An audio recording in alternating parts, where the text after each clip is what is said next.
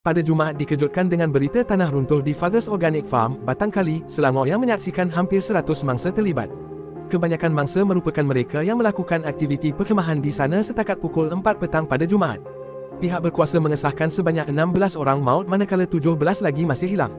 Bencana tanah runtuh dalam negara bukan sesuatu yang baharu dan sebelum ini juga terdapat kes yang dilaporkan hingga meragut nyawa. Di video ini kami senaraikan beberapa kes tanah runtuh yang melibatkan puluhan mangsa sejak 1990-an. 5 tragedi tanah runtuh yang menakutkan di Malaysia. 1. Runtuhan Highland Towers, 11 Disember 1993. Ini adalah kejadian tanah runtuh yang paling diingati dalam negara sehingga kini. Berlaku pada 11 Disember 1993, kejadian bermula kira-kira pukul 1.35 petang yang mana berlaku runtuhan tanah di Bukit Antarabangsa, Ampang, Selangor. Runtuhan tanah berlaku ekoran hujan turun selama 10 hari berturut-turut hingga merosakkan tembok penahan tempat letak kereta di kondominium itu. Perkara itu bertambah buruk selepas satu daripada 3 blok 12 tingkat yang dibina itu runtuh. Kejadian itu mengakibatkan 48 mangsa maut dan ada lagi yang masih belum ditemukan sehingga kini. 2. Banjir lumpur Pos Dipang, 29 Ogos 1996. Kejadian ini dikenali sebagai banjir lumpur Pos Dipang yang berlaku di perkampungan orang asli Pos Dipang, Kampak, Perak.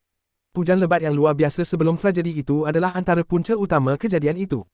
Kawasan bukit yang curam di Sungai Pusat yang terletak di hulu Sungai Dipang menyebabkan berlaku tanah runtuh yang besar di situ. Keadaan itu menyebabkan air Sungai Pusat keruh dan berlumpur berbanding Sungai Dom dan Sungai Sangkut iaitu anak Sungai Dipang di hulu hingga mengakibatkan berlaku banjir lumpur. Kesan bencana alam itu mengakibatkan 44 orang maut manakala 5 lagi dilaporkan hilang. 3. Tanah runtuh Bukit Antarabangsa, 6 Disember 2008. Kejadian tanah runtuh ini berlaku di Bukit Antarabangsa, Ampang, Selangor melibatkan lebih 100 orang mangsa. Tragedi ini berlaku kira-kira 1.5 km dari kawasan runtuhan Highland Towers pada pukul 3.50 pagi. 93 mangsa selamat daripada kejadian tanah runtuh setelah menyelamatkan diri masing-masing, manakala 15 lagi mangsa cedera. Polis juga mengesahkan terdapat 4 mangsa terkorban akibat kejadian tanah runtuh tersebut.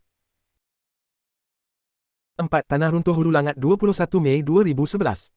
Tragedi tanah runtuh Hulu Langat, Selangor terjadi pada 21 Mei 2011 melibatkan sebuah premis di Jalan Sungai Semungkis.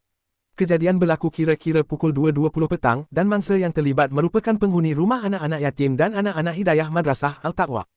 Sebanyak 25 orang mangsa terperangkap. Apabila berlaku tanah runtuh di belakang asrama mereka susulan hujan lebat.